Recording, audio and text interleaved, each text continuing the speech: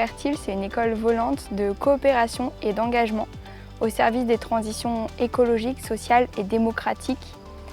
Et c'est une école qui forme les actrices et acteurs du changement d'aujourd'hui à apprendre à se sentir outillés, légitimes et entourés pour coopérer autrement, s'engager autrement et vivre autrement.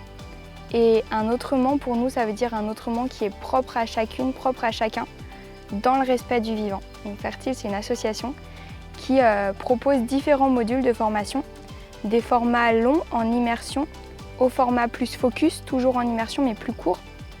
Et donc on va avoir un format de 7 semaines sur un lieu qui permet d'apprendre les différentes étapes de coopération, donc en passant par travailler sur sa posture individuelle, à apprendre la gouvernance partagée, apprendre la facilitation.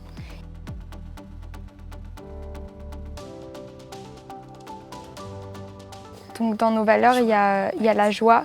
Pour nous, c'est important de montrer que faire transition, c'est pas s'oublier, c'est pas être malheureuse, malheureux, mais c'est aussi possible de s'engager tout en cultivant une certaine joie. Donc c'est quelque chose qu'on cherche à transmettre. Ensuite, on a aussi une valeur d'essaimage. Donc pour nous, c'est important que ce qu'on transmet, ça soit quelque chose qui se répande et qui soit appropriable par chacune, par chacun. Dans nos valeurs, du coup, on a aussi la notion d'être vraiment connecté au vivant, connecté à nous-mêmes, connecté à ce qui nous entoure et connecté à ceux qui nous entourent. Donc cette notion de je me reconnecte à ma sensibilité dans sa globalité. Pour ça, on va aller vraiment creuser, par exemple, avec des exercices, des ateliers sensoriels, des ateliers qui impliquent le corps, qui m'impliquent moi dans mon contact à l'autre et qui m'impliquent dans mon contact au vivant plus globalement. Ça, c'est quelque chose d'assez important pour nous, de permettre à chacun en fait, de se reconnecter à sa conscience de ce qui est vivant autour de moi.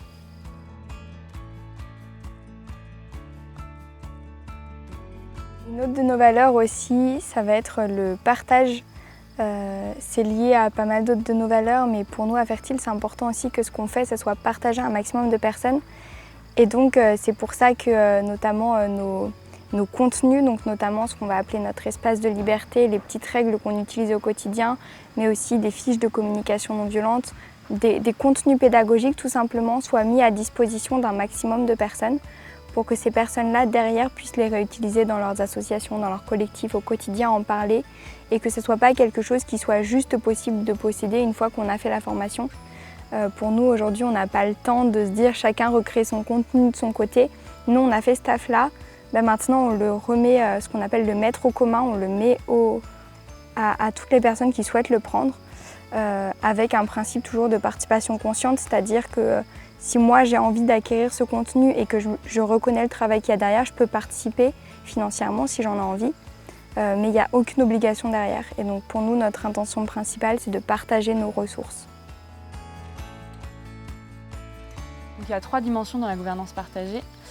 Donc la première, c'est l'horizontalité, c'est-à-dire comment est-ce que je pose en commun les bases de qu'est-ce qu'on a envie de faire ensemble, quelle est notre raison d'être, quelle est notre intention commune, quels sont les rôles dont on a besoin pour remplir ces intentions et qui va occuper ces rôles. Donc en fait, je définis l'intention et les mandats en horizontalité, en commun. Ensuite, le deuxième axe, c'est la verticalité. C'est-à-dire qu'on a quand même vraiment de la verticalité dans la gouvernance partagée. C'est souvent quelque chose qui n'est pas obligatoirement compris. Il y a un peu cette idée de tout le monde décide tout ensemble. Non.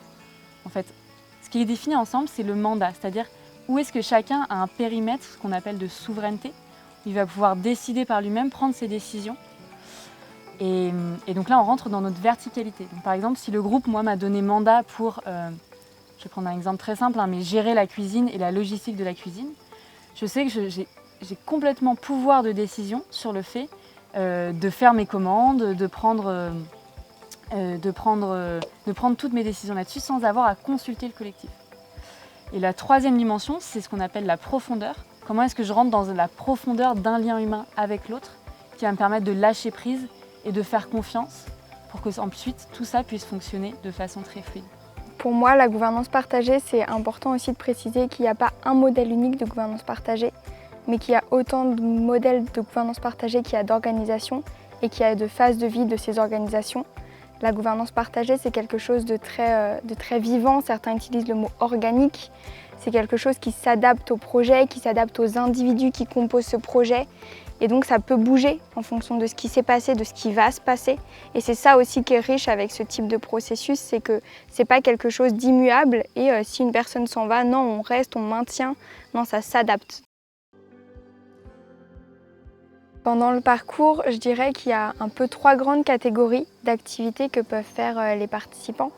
Il y a toute une partie que je vais nommer formation, une partie que je vais nommer plus exploration et une partie d'immersion. La formation, ça va être toute la partie vraiment plutôt d'apport pédagogique qui vont être apportés par nous ou alors qui vont être apportés par des exercices pratiques desquels on va faire des débriefs. On peut appeler ça prise de hauteur, nous on appelle ça méta. Et après avoir vécu une expérience, nous qu'on met en place avec une certaine intention, les participants vont pouvoir, eux, tirer les apprentissages de cette expérience-là. Donc ça, c'est plus le volet vraiment formation. Après, on a toute une partie plutôt d'exploration où là, eux, les participants vont pouvoir mettre en place des activités. Ils vont pouvoir observer, s'approprier un peu les outils qu'ils ont eus et les remettre en place, mais à leur manière. Et aussi dans exploration, il y a la notion d'inspiration de plein de personnes extérieures qui vont venir, qui vont partager leurs témoignages, qui vont partager leur axe d'engagement, qui vont partager des ressources sur différentes thématiques. Donc ça permet aussi de se nourrir et que derrière chacun puisse trouver sa voie. Et sur les parcours, enfin, le dernier volet, ça va être ce qu'on appelle l'immersion.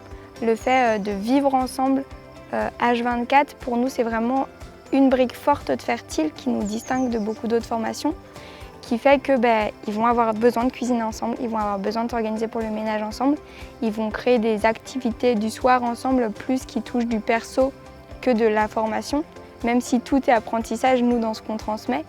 Donc tout ce volet-là de vivre, être ensemble, c'est aussi le dernier point que vont vivre les participants très fortement. Dans toute la partie formation, du coup, il y a des moments où nous, on fait vraiment des apports descendants, pédagogiques. Il y a des moments où eux, ils sont dans des mises en situation dont ils vont tirer eux-mêmes les apprentissages. Et je trouve qu'il y a une troisième catégorie assez importante, c'est vraiment tout ce qui est exploration du sensible, du corps. Pour nous, ce qui est vraiment important, c'est de faire ancrer des apprentissages dans le corps, pas juste dans la tête en fait, mais vraiment que ça vienne descendre dans le ventre, dans les tripes. Et pour ça, les mises en situation, c'est déjà très puissant. Mais le fait d'aller ancrer des apprentissages par le sensible, par la danse, par le contact avec l'autre, par le contact avec soi, par le fait de se reconnecter en fait vraiment à son corps, c'est aussi nous un outil qu'on utilise beaucoup pour faire descendre, ancrer des apprentissages dans le corps, même s'ils ne sont pas encore montés dans la tête. Et donc de vraiment faire infuser ça à l'intérieur.